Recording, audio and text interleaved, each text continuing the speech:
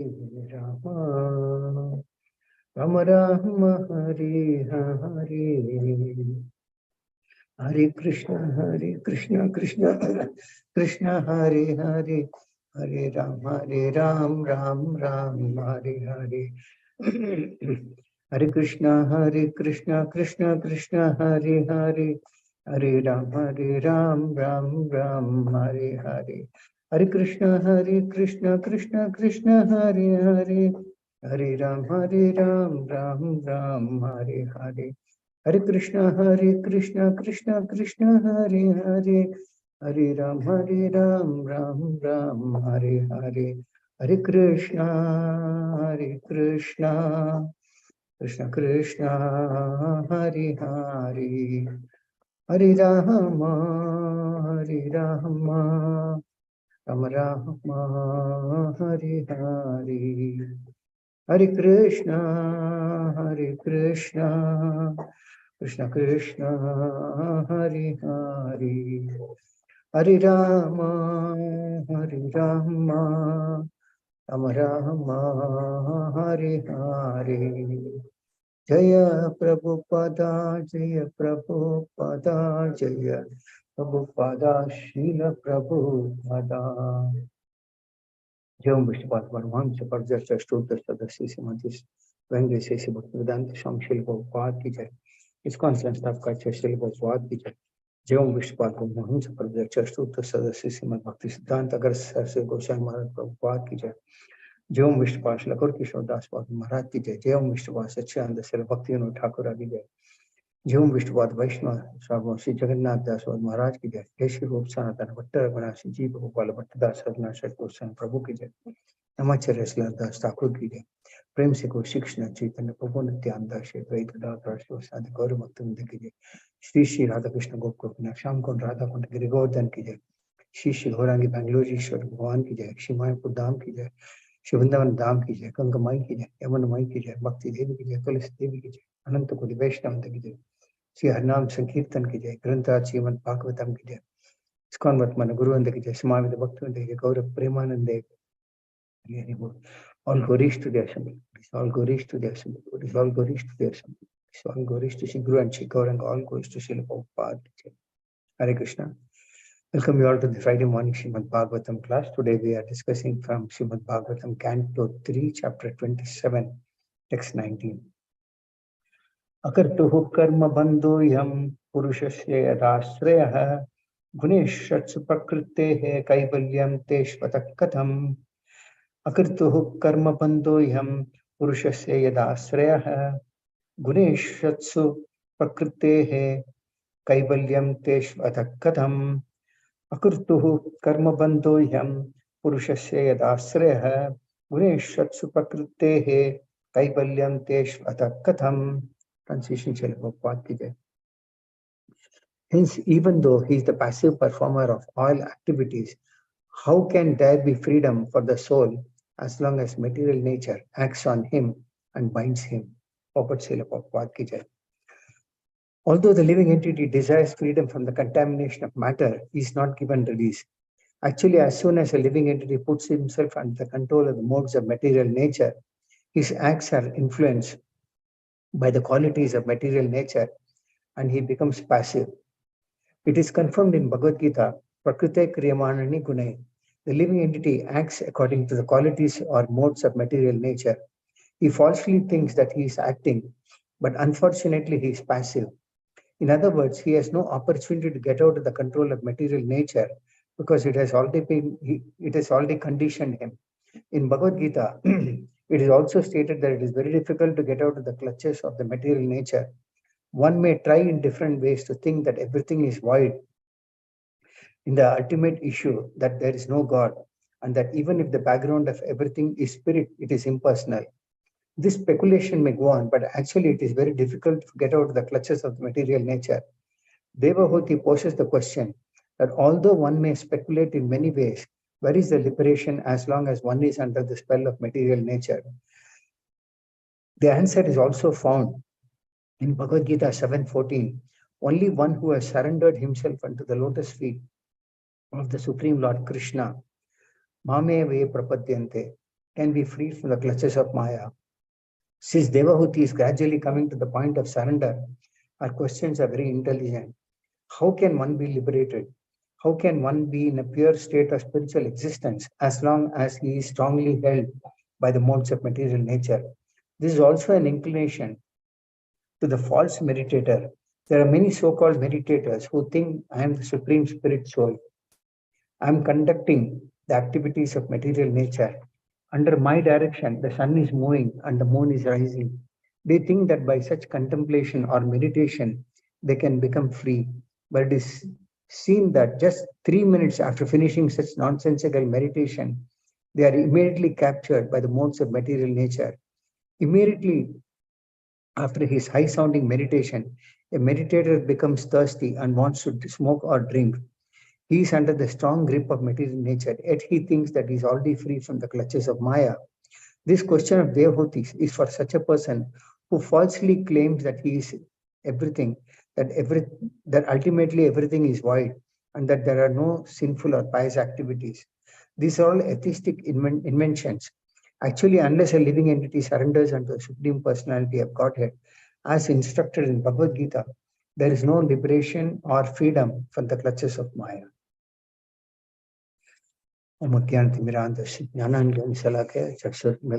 तस्मै श्री गुरुवे नमः श्री चैतन्य मनोभीष्टं स्थापितं येन भूतले स्वयं रूपदा मह्यं ददाति स्वपदान्तिकं वन्देऽहं श्रीगुरु श्रीयुतपदकमलं श्रीगुरुं वैष्णवांश्च श्रीरूपं साग्रजातं सगण रघुनाथान्वितं तं सजीवं साद्वैतं सावधूतं परिजनसहितं कृष्ण चैतन्य देवं श्री राधा कृष्ण पादान् सगण ललिता श्री विशाखान्वितांश्च ये कृष्णा करुणा सिंधु दीनबंधु जगतपते गोपेश गोपिका कांता राधा कांता नमोस्तुते तप्त कांचन गौरांगी राधे वृंदावनेश्वरी शुभानुस्ते देव प्रणमामि हरिप्रिय जय श्री कृष्ण चैतन्य प्रभु नित्यानंद श्री अद्वैत गदाधर शिवासादि गौर भक्तवृंद हरे कृष्णा कृष्णा कृष्णा हरे हरे हरे राम राम राम हरे हरे मुहं करोति वाचालं भंगं नंगे गिरिमत्पादं श्री गुरुं दिनकारणं परमानंदमाधवं Shri Chaitanya ईश्वरम्.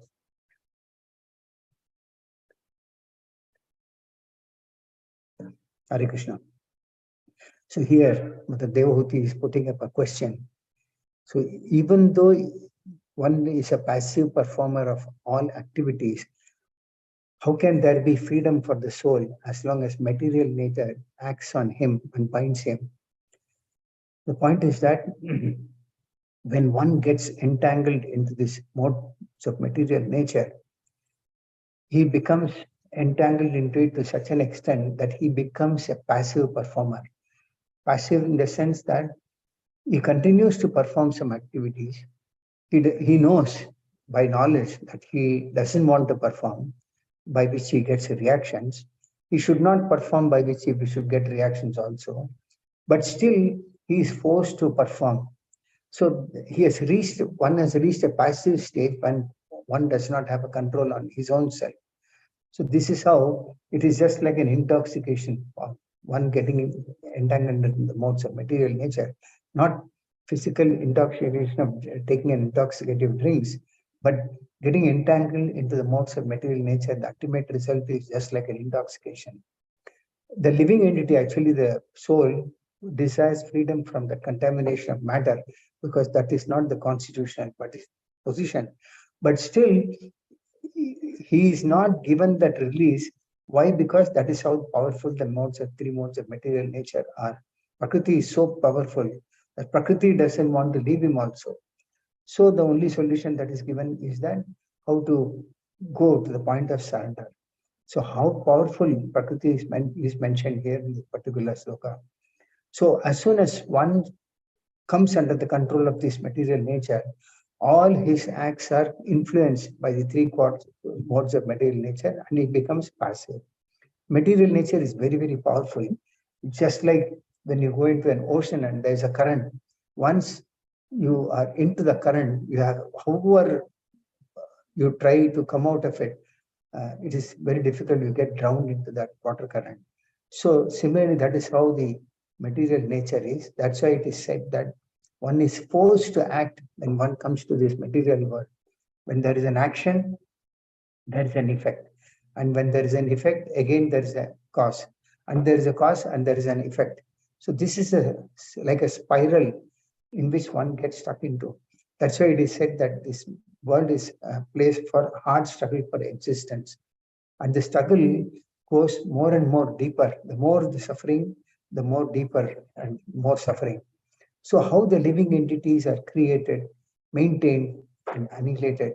So generally, if you see, at least these days, even when a child takes birth, he doesn't know who his father is or who his mother may be, because so many advanced technologies are coming out due to scientific advancement.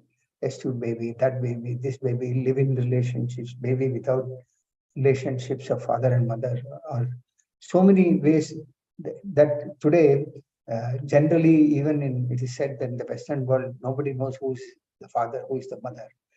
So when the origin is not known, then how can the original origin be known? If father and mother is not known, then who is the cause of that father and mother? That also cannot be known.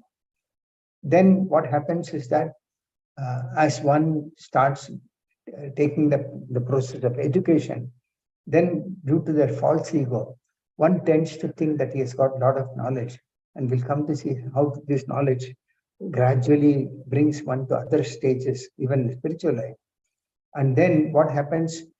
Uh, nobody knows that what is going to happen. Nobody realizes that death is approaching them in the form of time. Time is approaching in the form of death, somehow or the other, but they're still entangled into this material world. And finally, death happens, and they don't know what is rebirth, how rebirth takes place, but they simply want to make merry and enjoy. So this is how the powerful the material nature is. So there are some examples given in Srimad Bhagavatam, which mentions a living entity, although transcendental to the three modes of material nature, thinks of himself as a material product and thus undergoes the reactions of the material miseries. So we have one is matter, that is a material body, and the other one is a spirit soul, which is inside. So the moment one identifies himself as matter, then he goes through these reactions of the material miseries. So the living entity, by constitutional position, has thinking, willing, and feeling. But by imprisonment of the external energy of the Lord, thinks himself to be a byproduct of this material energy. And because of this, he goes through the material miseries under the three modes of material nature. So this thankless task by the illusory energy is actually necessary for the refinement of a conditioned soul. Example is given. Just as a father puts his rebellious son for correction by someone else who is strong for his betterment. Similarly, another example is just as a king puts his disobedient citizens in custody for refinement, then once in a while, the king himself then visits the prison house and arranges for the release of the reformed citizens. Similarly, a father might put his rebellious children in a refinement place, and then once he's corrected, he might take him back. Another example that is given, that is silkworm. Now, material nature is such that example is like a silkworm. It creates its own cocoon. The silkworm creates its own cocoon with its saliva. And then it thinks that it can get out of it, but then it becomes trapped by it. Similarly, the living entity gets trapped with his karma and gets entangled in the cycle of birth and death. So this is where Srila Prabhupada mentions that about the skin disease.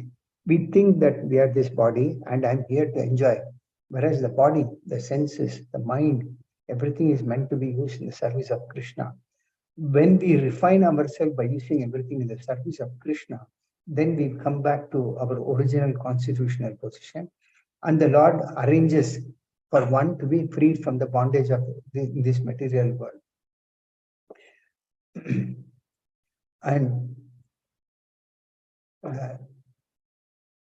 the more one performs activities which are sinful in nature, the more one becomes rebellious and more one becomes averse to serving Krishna. There's a sloka in Padma Purana which says, as a blind person cannot see anything even with the help of a lamp or a mirror. So persons who become averse to Lord Vishnu cannot see him even if he stands before them.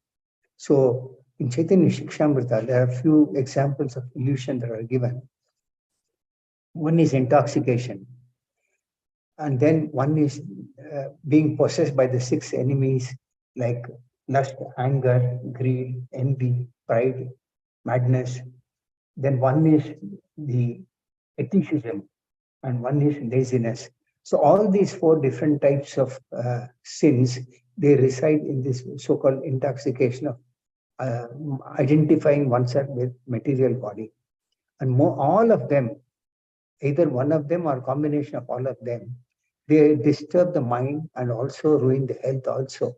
So if you see, as the Kali Yuga is progressing, everyone is disturbed mentally, and also their health standards are also coming down day by day. So they all turn a person into a so-called mental power, which they think and make him an addict. So one aspiring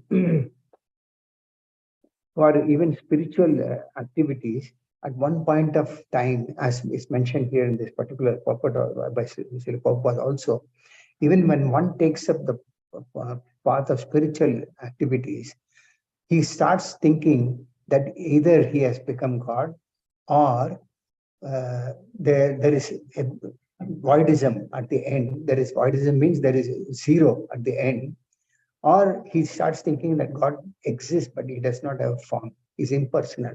So all these are different types of illusions, and one comes across even when one takes up a spiritual path.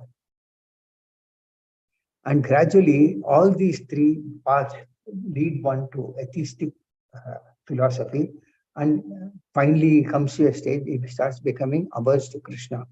That's why here, Srila Prabhupada mentions, in order to come out of this powerful material nature, there is no other option but to surrender. But Lord himself says in Bhagavad Gita 3:27, he says, Prakrite kriyamanani gunai karmani sarvasaha ahankara vimudatma kartaham iti anyam manyate. The spirit soul, bewildered by the influence of false ego, thinks himself the doer of activities that are actually carried out by the three modes of material nature. So a person who is in material consciousness is convinced by this false ego. So this is how false ego drives us to start thinking that I am the doer of all activities. Whereas in Bhagavad Gita itself, the Lord says, don't consider yourself to be a doer of activities, and don't consider also the results of the activities that you perform. One has to be free from both of them. But one does not know that the mechanism of the body is also produced by material nature, which works also under the supervision of the Supreme Lord. So Prakriti is also under the control of the Supreme Lord. The Jiva also is under the control of the Supreme Lord. But instead of the Jiva being free, the Prakriti becomes so powerful that even if one thinks that he has to somehow come out of it, he has no knowledge, and ultimately, either way, he is under the control of Krishna. Either he is under the control of Krishna uh, as a spiritual person, or under the control of the material nature, which is also under Krishna. So the person in false ego starts thinking that he tries to take credit for everything that he does independent, because he thinks that he is doing independently, but nothing is possible independently. That is a symptom of his nescience or ignorance. He does not know that this creation of this gross and material body also has come under the order of the Supreme Personality of Godhead. And all his bodily and mental activities, therefore, should be engaged in the service of Krishna, in Krishna consciousness. Therefore, the Lord is, one of the Lord's name is Rishikesha, master of the senses. So when one employs the senses in the service of the master of the senses, Rishikesha, then automatically one forgets the false ego by which he is bewildered. So when the false ego expands, then one starts thinking, this is my body, this is my family, this is my society, and finally, this is my country. And thereafter, if at all, if he starts if he enters into the wrong direction, he may enter into voidism or impersonalism, so forth. So in the sixth canto of Srimad Bhagavatam, there is a very nice quote. It says that in this world of matter, which the conditioned soul accepts as consisting of enjoyable resources, the conditioned soul expands, thinking that he is the enjoyer of this material world. So when one comes to this material world, one starts thinking that he is the enjoyer of the material world. Similarly, the material world expands in the living entity as a source of enjoyment. The more a conditioned living entity thinks that this place is for him to enjoy, the material world also expands in the living entity as a source of enjoyment.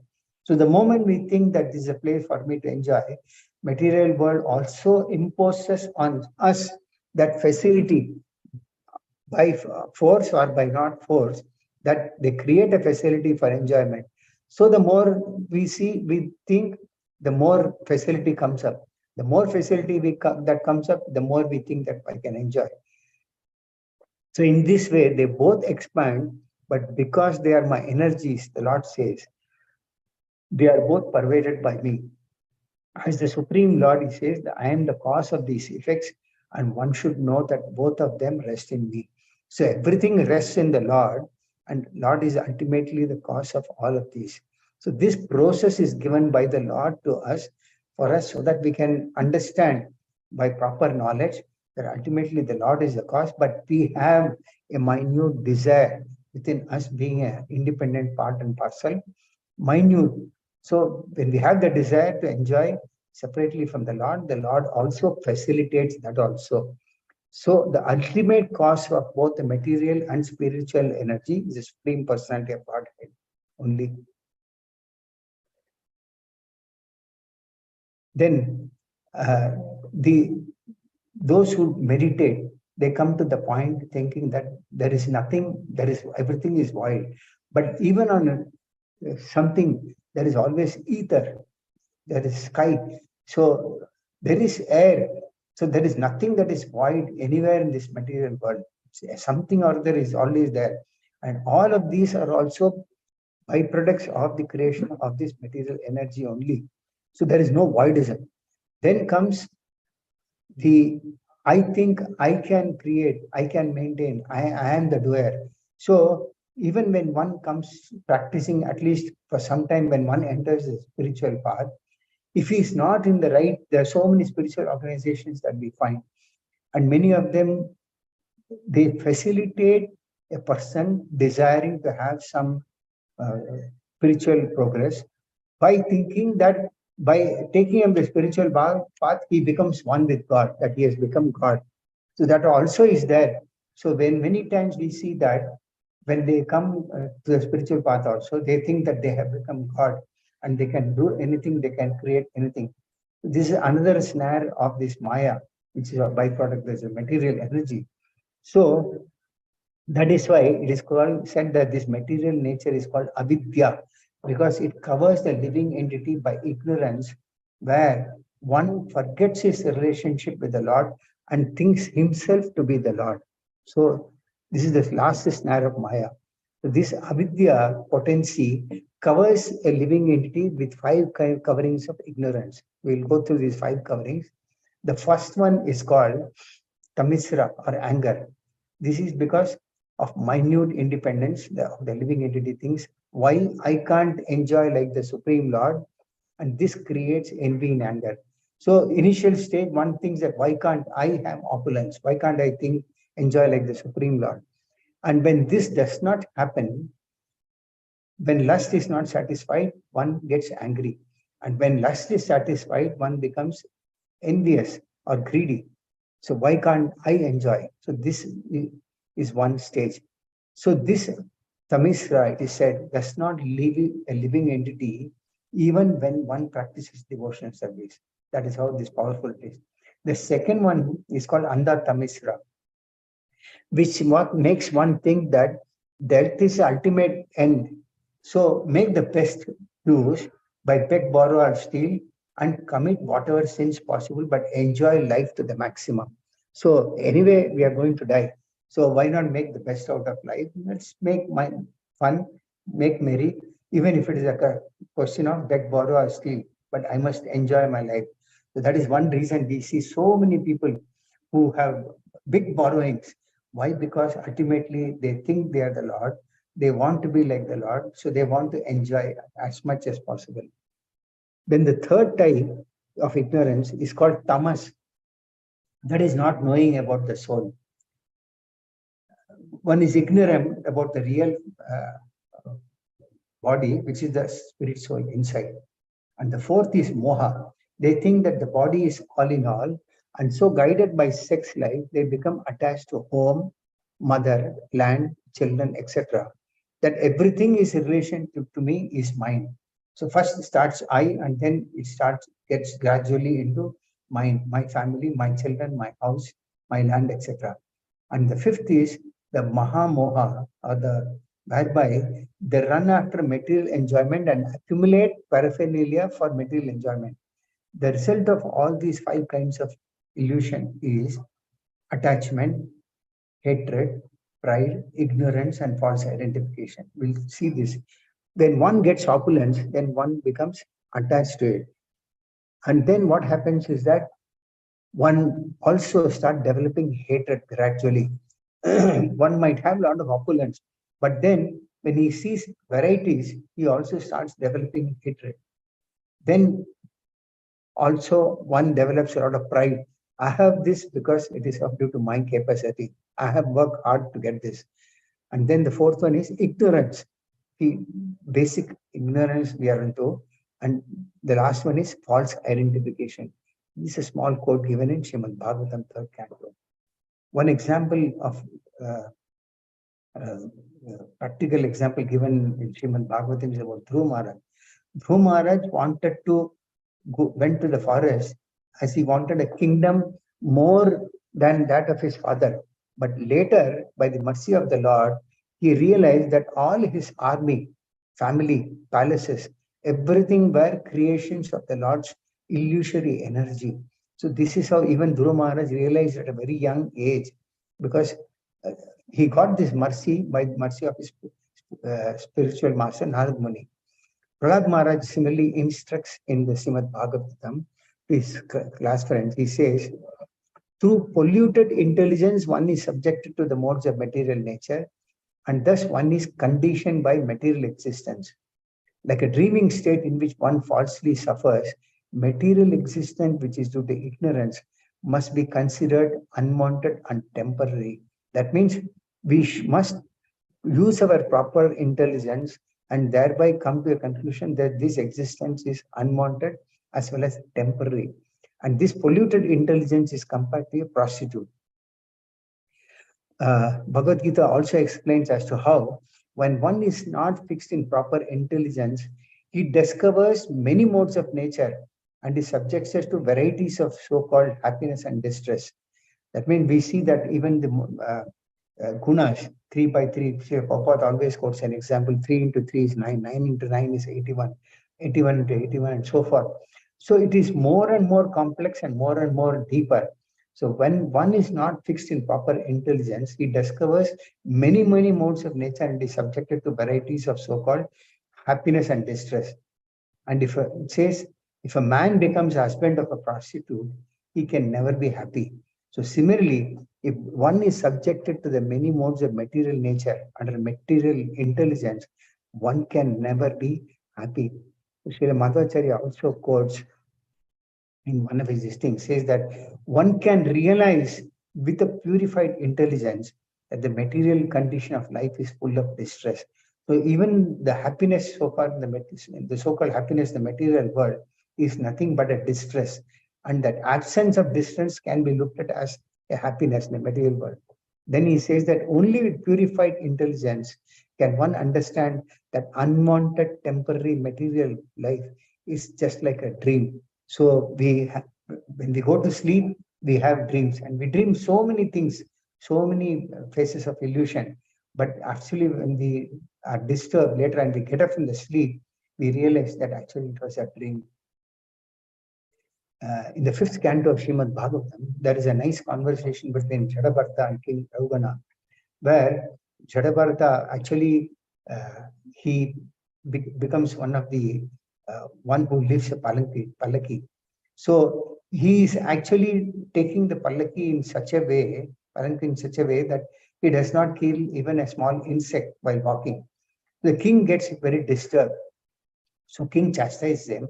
At that time, Jadabharata says, "My dear king, if you still think that you are the king and I am your servant, you should order me and I should follow your order. I can then say that this differentiation is temporary and it expands only from usage or convention." So thinking that I am the master and the other one is a servant is basically an illusion. And he says further, I do not see any other cause. In that case, who is the master and who is the servant? Everyone is being forced by the laws of material nature. Therefore, one is master and no one is servant. Therefore, no one is master, no one is servant.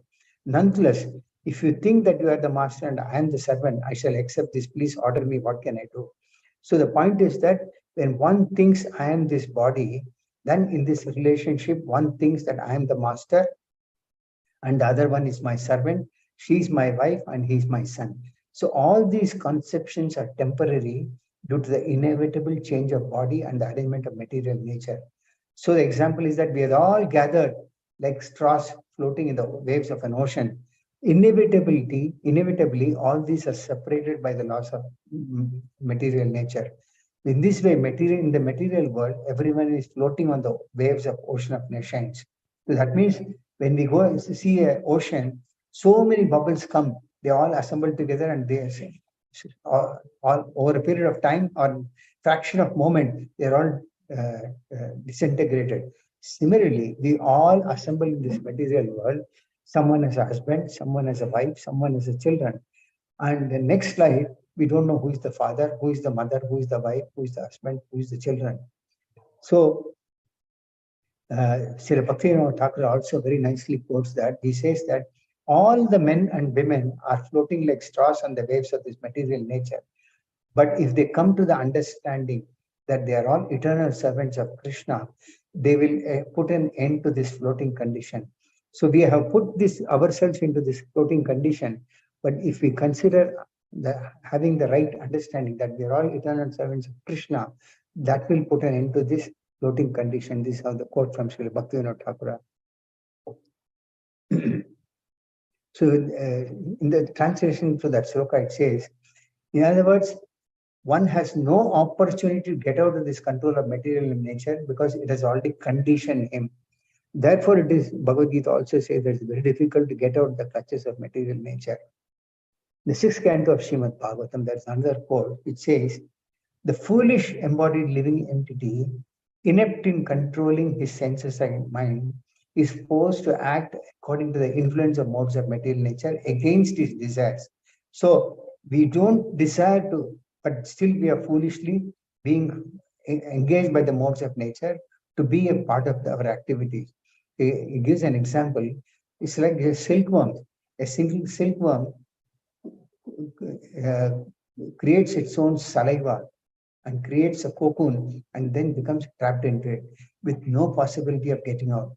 So the living entity traps himself in the network of his own fruitive activities. When we come here, we perform fruitive activities and we create another network of activities, which carries forward either up to the end of this life or to the next life and finds no release to himself. Thus, a foolish living entity is bewildered and repeatedly he dies. So we are always in the constant process of getting trapped into this cocoon, into this material world, and getting very difficult is out of it is very, very difficult. And unless one is held by the Supreme Personality of Godhead, one can try by different ways to think that I can get out of this on my own self. But here, Srila Prabhupada mentioned that Devahuti poses this question so that although one may speculate in so many ways, where is liberation? But as long as one is under the spell of this material nature, there is no question of liberation from this material entanglement. So the Lord says in Bhagavad Gita 7:14, only one who has surrendered himself unto the lotus feet of the Supreme Lord Krishna, Mameve Prapadyante, can become freed from the clutches of this Maya. So since Devahuti is gradually coming to the point of surrender, her questions are very, very intelligent. So back to the point that many who meditate, dhyana yoga, they perform meditation, but they don't understand that in this age, dhyana yoga also is not effective because the mind is so disturbed that even one tries to perform for a few minutes, 2 or 3 minutes, so all of a sudden he feels exhausted, he wants to drink water. But ultimately, the yoga process is meant to control the senses, not satisfy the senses. So a meditator also becomes very thirsty and he wants to drink because he's under the grip of this material nature due to the body. In the 5th canto of Srimad Bhagavatam, Lord Rishabhadeva actually, in his teachings to his sons, he says that how tightly our senses are trapped. He says the true activity of the senses, organs, minds, sights, words, and all the knowledge gathering and working senses is to fully engage in my service. Rishabhadeva instructs his children that all our senses, knowledge acquiring senses, working senses, our words, mind, actions, everything has to be engaged only in the Lord's service. Unless, he says, unless his senses are thus engaged, a living entity cannot think of getting out of the great entanglement of material existence, which is exactly like Yamaraj's stringent rope. Yamaraj has got a long rope because whatever we have done, everything is written down and everything one has to pay for at the end of either this life or the next life.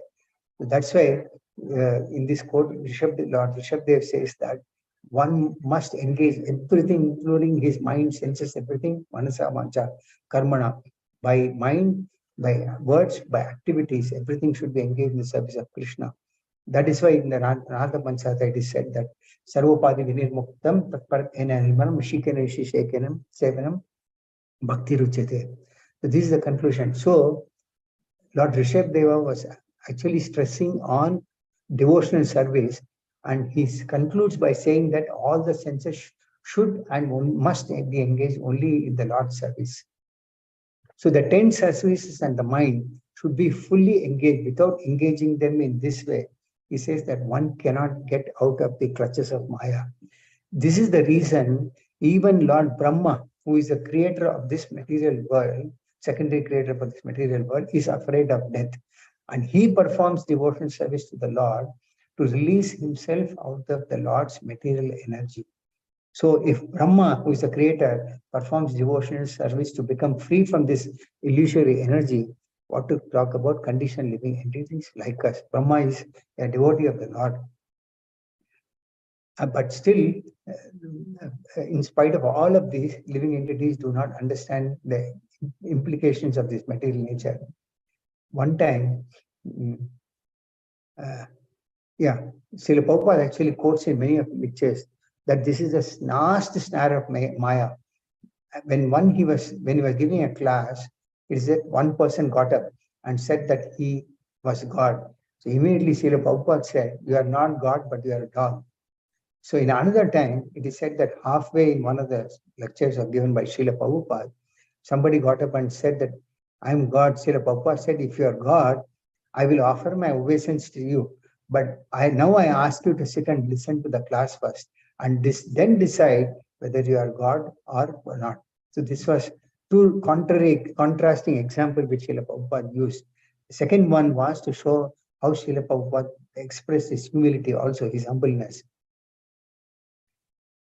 So Srila Prabhupada further says that people get attracted to these so-called gods due to their sinful propensities.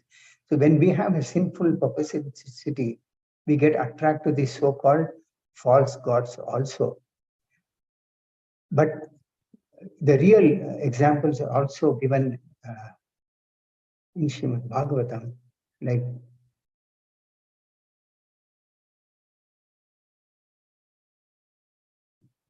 let me skip a few things.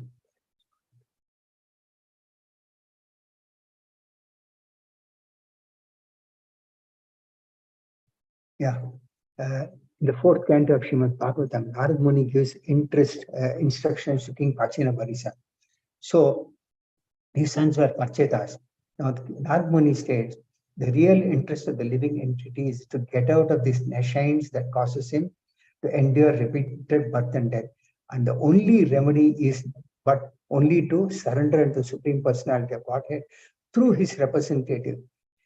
Because unless and until one surrenders himself to the representative of the Supreme Lord, one cannot surrender to the Lord. Because the spiritual master, a bona fide spiritual master, is none other than a representative of the Supreme Lord himself.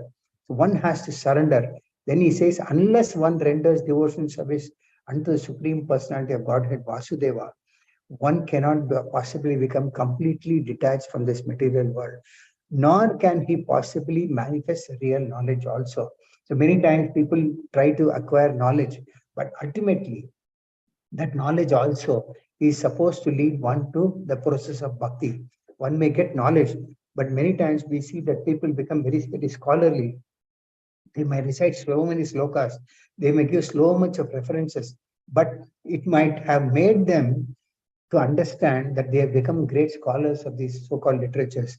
But this knowledge also should ultimately result one into the process of bhakti. If that does not happen, then one also is in that snare of Maya, that I have become a great scholar. That is how Maya is so powerful, that even in spiritual life, one can consider himself to be a great living entity.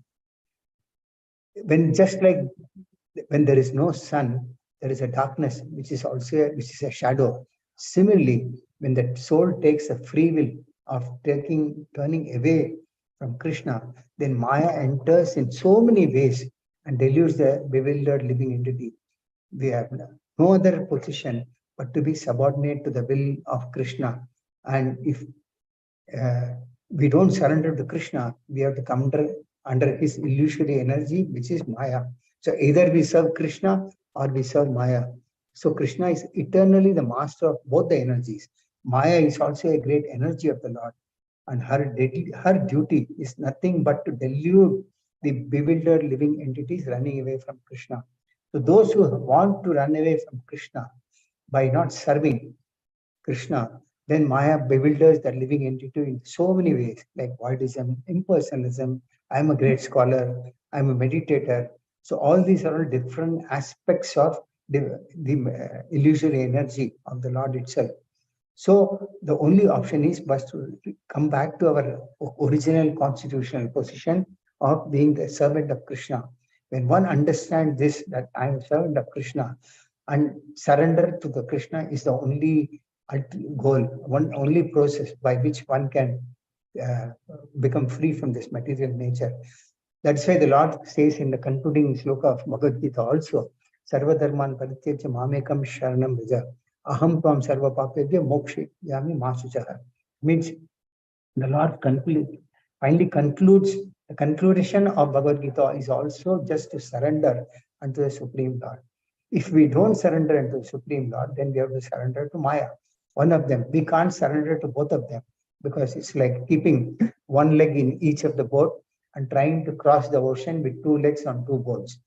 So either one may, generally, one will fall down from both the boats. That is how it happens in most of the cases, that they come to spiritual life and they think that they have become God. But the ultimate this thing is to become a servant of Krishna and be connected with Krishna. To the extent we connect with Krishna, the one is also protected by Krishna. Otherwise, one becomes defeated by the spell of this material energy. So this is the conclusion of this sloka also, that Mother Devahuti is trying to bring to a point that one has to come to a point of surrender by practicing bhakti. So even after practicing bhakti, we might see that material energy pulls them so powerfully that they think that they can balance both, practice bhakti also, but and practice material life also powerfully, enjoy material life, enjoy material life also as much as possible. But it is not possible. One has to surrender 100% to the Supreme Lord Krishna, by which one can become free from the clutches of Maya. With this, I conclude the class for the day. If anyone has got any questions, any comments on this class, I can take it for the next couple of minutes.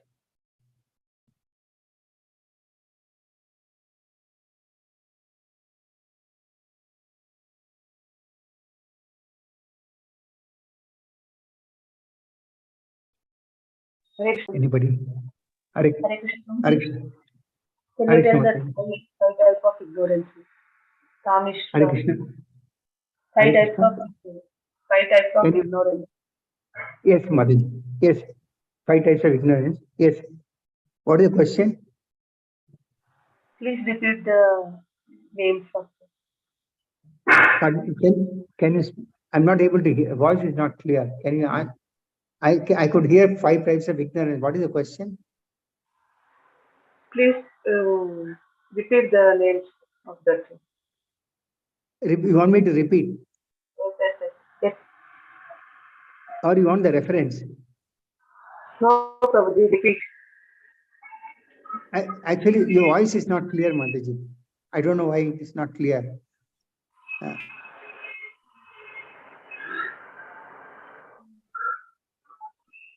Hare Krishna. Do you want me to repeat?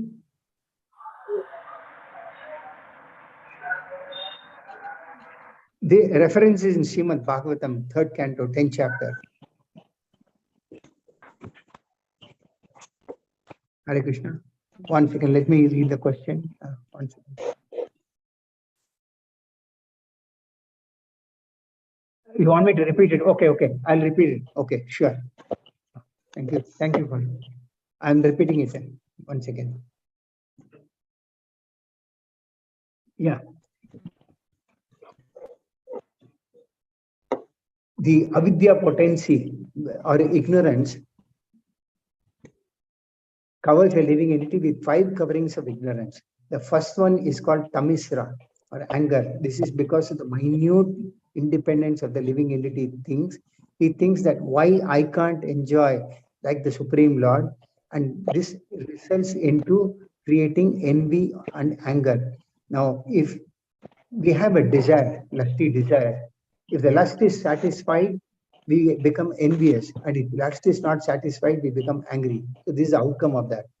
The next one is called Andha Tamisra, which makes one thing that death is the ultimate end. So make the best use of the opportunity to beg, borrow, or steal also, and commit whatever sins possible, but enjoy life to the maximum possible extent. This is the second phase. The third one is called tamas, that is not knowing about the soul. One is ignorant about the real identity, which is the spirit soul. The fourth is moha. This is where they think that the body is all in all, and so guided by sex life, they become attracted to home, mother, land, children, etc. That everything is a relation to me is mine, I and mine. And the fifth one is called mahamoha. Mahamoha, whereby they run mad after material enjoyment and accumulate paraphernalia for material enjoyment. So many times we see that many times people accumulate a lot of paraphernalia for material enjoyment, but they don't know what to use. They don't even have the time and this thing to think. Many times people build houses, but they are not in a position to stay in that house also due to whatever circumstances might be. Someone might be having a very opulent car, but they may even try to avoid driving the car because they may think that if I drive this, somebody might hit and it might get a scratch. So these are accumulating paraphernalia for material enjoyment, which is also an illusion. And the result of all these 5 kinds of illusion is attachment, hatred, pride, ignorance, and false identification. This is a quote from 3rd canto of Srimad Bhagavatam. Is it clear, Mati? Thank you, Mati. Thank you. Anybody else? Any other question?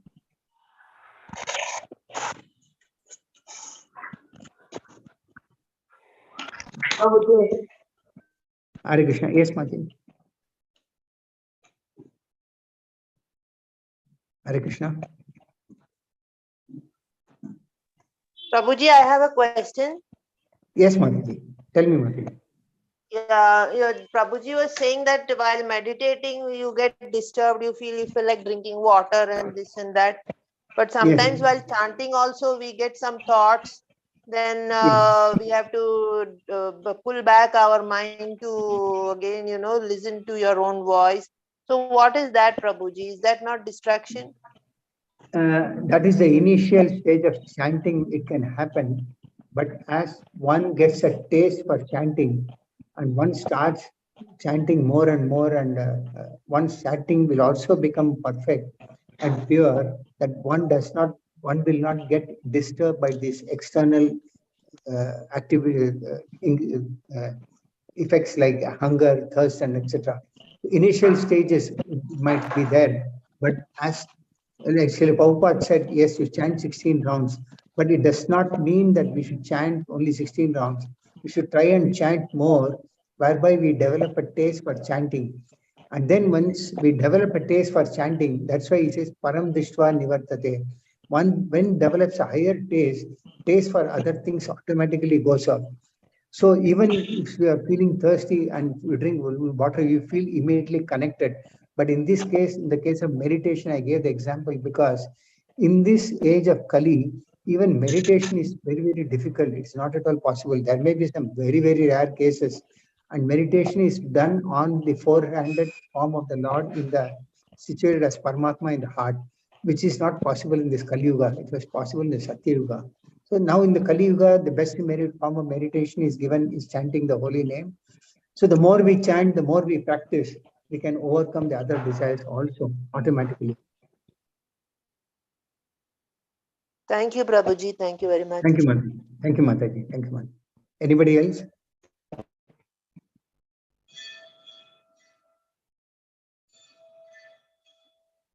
So there are no questions, comments. I take the class as concluded. Thank you all very much. Grantaraj Srimad Bhagavatam ki jai. Srila Prabhupada.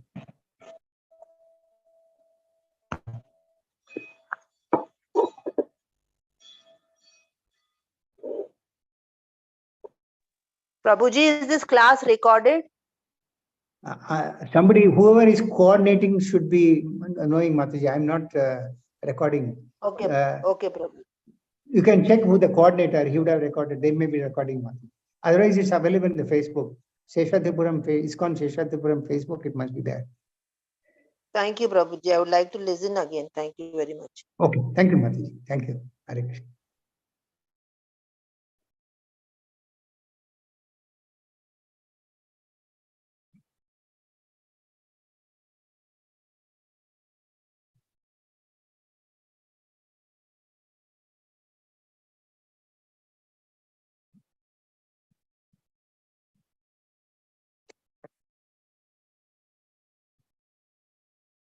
Hare Krishna Prabhuji, Dandavat Pranam. Hare Krishna Prabhu, Dandavat Pranam Prabhu. Yes, Prabhu, tell me, Prabhu. Hare Krishna.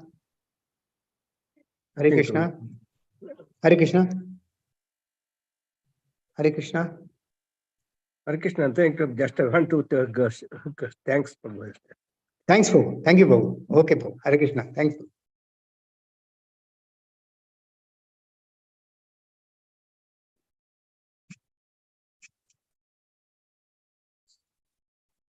Hare Krishna.